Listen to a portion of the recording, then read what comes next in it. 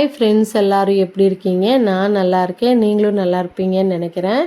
எல்லோரும் நல்லா இருக்கணுன்ட்டு நான் கடவுள்கிட்ட வேண்டிக்கிறேன். நான் பிரம்ம முகூர்த்த பூஜை வந்து 2வது நாள் நான் பூஜை பண்ணிவிட்டு என்னோடய ஹஸ்பண்டு வந்து போதுமா செவ்வாய்க்கிழமை வெள்ளிக்கிழமை மட்டும் பண்ணிக்கன்னாங்க. இருந்தாலும் நான் ட்ரை பண்ணுறேன் மாமா பண்ணுறேன்னு சொல்லிட்டேன். சரி நானும் ஸ்டார்ட் பண்ணேன் பண்ணுறதுக்கு.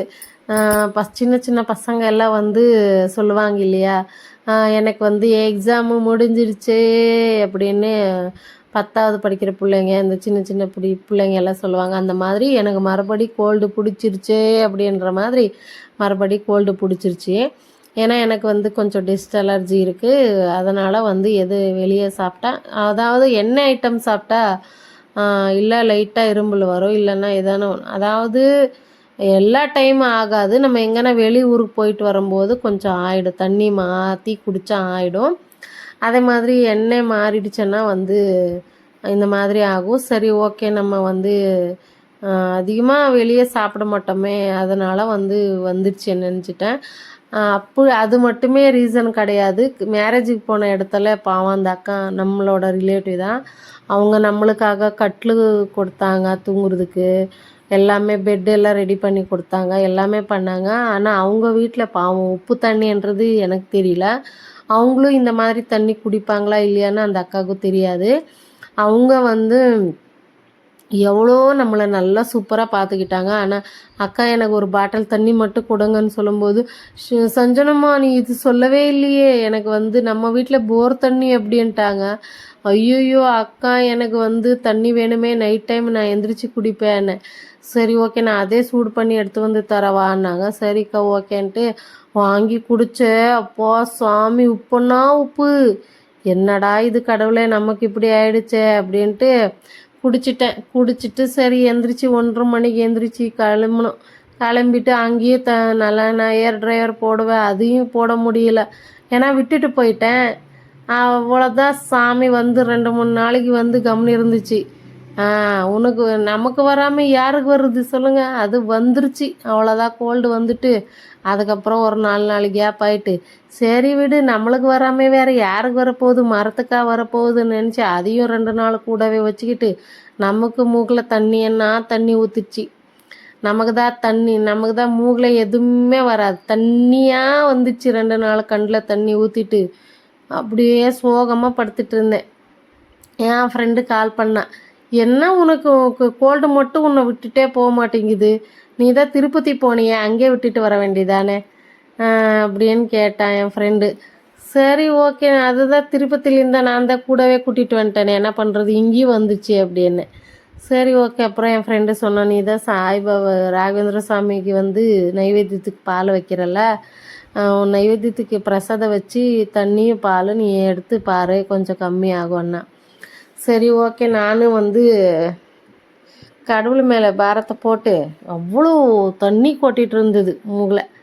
சரி நான் என்ன பண்ணேன், ஒரு பெப்பரு மஞ்சள் போட்டு பால் குடித்தேன். அவ்வளோதான். 2வது நாள் காலையில் நல்லா மூக்கு உடம்பு எல்லாம் ஃப்ரெஷ்ஷாக இருந்தது. அப்பா தந்தை ராகவேந்திர சாமி நன்னப்பா, என் கோல்டு கம்மி பண்ணிட்டேன் அப்படின்ட்டு நன்றி சொல்லிவிட்டு மறுபடியும் ஸ்டார்ட் பண்ணிட்டேன் என் வேலையை. என்ன பண்ணுறது, பசங்க வீட்டில் இருக்கிறாங்க, அவங்களுக்கு சமைச்சி போடணும், எல்லாமே பண்ணணுமே அப்பான்ட்டு அவ்வளோதான் சமைச்சி வச்சுட்டு எல்லாமே வந்து ரெடி பண்ணிவிட்டு நான் வந்து எல்லாமே மறுபடி பழையபடி எல்லா வேலையும் ஆரம்பிச்சிட்டேன். ஏன்னா நமக்கு வந்து அது பிடிக்காது, பெட்டு மேலே தூங்குறது நமக்கு பிடிக்காது. அப்பா கடவுளை சாமி எப்படா நம்ம எந்திரிக்கிறதுன்னு இருக்கும். நம்ம வேலை செய்கிறோமோ இல்லையோ நடமாடிட்டு இருக்கணும், வீட்டில் நல்லா பேசிக்கிட்டு கலகலான்னு இருக்கணும். எதனா ஒன்று ஜுரகிர வந்துச்சோ இல்லை கோல்ட் ஆகிடுச்சோன்னு நிஜமாகவே லேடிஸால் அது யாராலவும் தாங்க முடியாது. நாமளே இல்லை, யாரும் வந்து படிக்கையில் படுக்கிறதுக்கு விரும்புகிறது கிடையாது. அது வந்து ரொம்ப கஷ்டம். ஆனால் வந்து கடவுள் வந்து யாருக்கும் நிஜமாகவே நோய் கொடுத்துட்டு மட்டும் எடுத்துகிட்டு போகக்கூடாது. திடீர்னு எல்லாருக்குமே சாவு வந்து நல்லபடியாக போயிடணும். அதுதான் நான் கடவுள்கிட்ட வேண்டிக்கிறேன். ஏன்னா நான் வந்து மறுபடியும் இதை பற்றி பேசக்கூடாது, ஆனால் சொல்கிறேன். நான் வந்து 1 இல்லை 2 இல்லை 3 வாட்டி சாவு பார்த்துட்டு வந்துட்டேன். அதனால் எனக்கு வந்து அதோட வலி வேதனை என்னன்னு எனக்கு தெரியும். ஆனால் இப்போ அதே மாதிரி தைரியம் ஜாஸ்தி எனக்கு. நான் எது வேணாலும் பார்ப்பேன். நான் பக்கத்தில் வந்து ஏதோ ஒரு பாம்பு இந்த மாதிரி விஷயங்களுக்கு மட்டும்தான் நான் பயப்படுறேனே தவிர, இந்த மீதி எந்த ஒரு விஷயத்துக்கும் நான் வந்து பயப்பட்டதே கிடையாது. எனக்கு ரொம்ப தைரியம் ஜாஸ்தி. அதனால தான் நான் வந்து சொல்கிறேன், யாருக்குமே இந்த மாதிரி வரக்கூடாது, டக்கு டக்குன்னு போயிடணுன்னு அதுக்கு தான் சொல்கிறேன். சரி, ஓகே. நல்ல விஷயங்களை பேசும்போது இது பேசக்கூடாது தான். நான் வந்து நல்லபடியாக பூஜை பண்ணிட்டேன். எனக்கு தெரிஞ்ச அளவுக்கு கலர் கோலம் தான் நான் அதிகமாக போடுவேன். சரி, இதுக்கு மேலே எல்லாம் வந்து வீடு கட்டி 5 வருஷம் ஆச்சு. ஏம்மா உனக்கெல்லாம் வந்து ஒரு டைம் 1000 ரூபாய் கலர் பொடி வாங்கி கொடுக்க முடியாதம்மா, என்னம்மா இவ்வளோ சும்மா போட்டு ஒரு நாளைக்கு கழுவி விட்டுடுறேன் அப்படின்னுவாங்க. என்னங்க இப்படி சொல்லிட்டீங்க திடீர்னு? ஆமாம், நீ வருஷத்துக்கு 2000த்துக்கு வருஷத்துக்கு 2000த்துக்கு வாங்கினா பரவாயில்ல, நீ 5 மாதத்துக்கெல்லாம் 2000த்துக்கு வாங்குற அப்படின்னாங்க. சரி, ஓகே. நம்ம இருக்கவே இருக்குது நமக்கு மெரூன் கலரு செம்மண்ணு நினச்சிக்கிட்டு அது வந்து இப்போ ஒரு கொஞ்ச நாளாகவே போட்டுட்ருக்கேன். எனக்கு வந்து அவ்வளோ எல்லாம் டீப்பாக சூப்பராக கோலம் போட தெரியாது. தெரிஞ்சது ஏதோ ஒன்று போட்டுட்டு ரெடி பண்ணிவிட்டு, நமக்கு வந்து கண்ணுக்கு நீட்டாக இருக்கணும். நாம் வந்து கோலம் நீட்டாக போடணும். எனக்கு நானே கோலம் போடுறது எனக்கு ரொம்ப பிடிக்கும். நான் ஊருக்கு போயிட்டேன்னா எங்கள் அண்ணி வந்து சிவமா வா கோலம் போடு அப்படின்னு சொல்லுவாங்க. எங்கள் அண்ணி வந்து எப்போவுமே யாருமே என்னை வந்து சிவானின்னு கூப்பிட மாட்டாங்க, யாரோ ஒருத்தர் தான். அதனால் இல்லை செஞ்சனம்மான்னு சொல்லுவாங்க, இல்லைன்னா ஷார்ட்டாக சொல்லுவாங்க. வந்து நான் கோலம் போடுறது தான் எங்கள் வீட்டில். எங்கள் அக்காவும் சரி, அக்கா ரொம்ப பெருசாக போடுறாங்க, அண்ணியும் போடுறாங்க. ஆனால் என்ன தான் போட சொல்லுவாங்க. அவங்களுக்கு நான் போடுறது ரொம்ப பிடிக்கும். சரி, ஓகே. நான் வந்து நல்லபடியாக பூஜை பண்ணுறதுக்கான ரெடி பண்ணிட்டேன். மாதுளப்பழம், ஆப்பிள் வந்து வாழைப்பழம், மாம்பழம் இவ்வளோ வச்சுட்டு விளக்கேற்றிட்டேன். நான் எப்போவுமே விளக்கு வச்சபடியே வச்சு அங்கேயே வச்சு பூஜை பண்ண மாட்டேன். ஆர்த்தி மாதிரி எனக்கு தெரிஞ்ச மாதிரி ஆர்த்தி காட்டிட்டு கீழே வச்சுட்டு நான் கும்பிட்டு எப்போவுமே கற்பூரம் சாம்பிராணி வகையை காமிச்சிட்டு தான் நான் வந்து தாலிக்கு மஞ்சள் குங்குமம் வச்சுட்டு கும்பிட்டு வெளியே போயிட்டு வந்துட்டு அதுக்கப்புறம் உள்ளாரவும் வந்து நல்லபடியாக ஃபஸ்ட்டு வந்து மார்கழி மாதத்தில் மட்டும்தான் நான் வெளியே விளக்கு வைப்பேன். இல்லைன்னா வெள்ளிக்கிழமை செவ்வாய்க்கிழமை துளசி மாடத்துக்கிட்ட மட்டும் வைப்பேன்.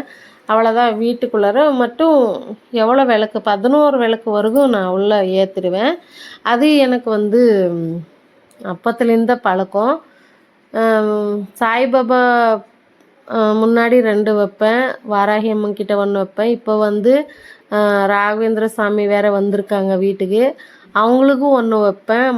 முதல்ல ஃபஸ்ட்டு வந்து எல்லாமே 5 விளக்கு வைப்பேன் டோட்டலாக. இப்போ 6வது ஆகுது. இது ஒன்று ஏற்றின 5 ஏற்றினா 11 விளக்கு ஏற்றணும் டெய்லி. அவ்வளோதான். 5:30க்கு எல்லாம் பூஜை பண்ணி முடிச்சிட்டேன். அப்புறம் வந்து மாமா நான் போயிட்டு செடிங்களை வாங்கிட்டு வந்துட்டோம். வாங்கிட்டு வந்து நல்லபடியாக வச்சுட்டோம். இந்த பக்கெட்டுக்கு பெயிண்ட் அடிச்சு இருந்தது, அதெல்லாம் வந்து ஃபஸ்ட்டு வீடியோவில் இது மட்டும் போட்டிருந்தேன்.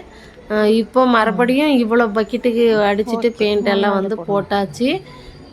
எப்படி சொல்கிறது, நம்ம ஹஸ்பண்டுக்கு என்னோடய மாமனுக்கு இப்போ வந்து செடி வளர்த்துறது ரொம்ப பிடிச்சிருந்தா லைக் பண்ணுங்கள், ஷேர் பண்ணுங்கள், சப்ஸ்கிரைப் பண்ணி பாருங்கள். புதுசாக பார்க்குறவங்க சப்ஸ்கிரைப் பண்ணி பாருங்கள். Thank you friends, thank you so much. Like பண்ணுங்கள்.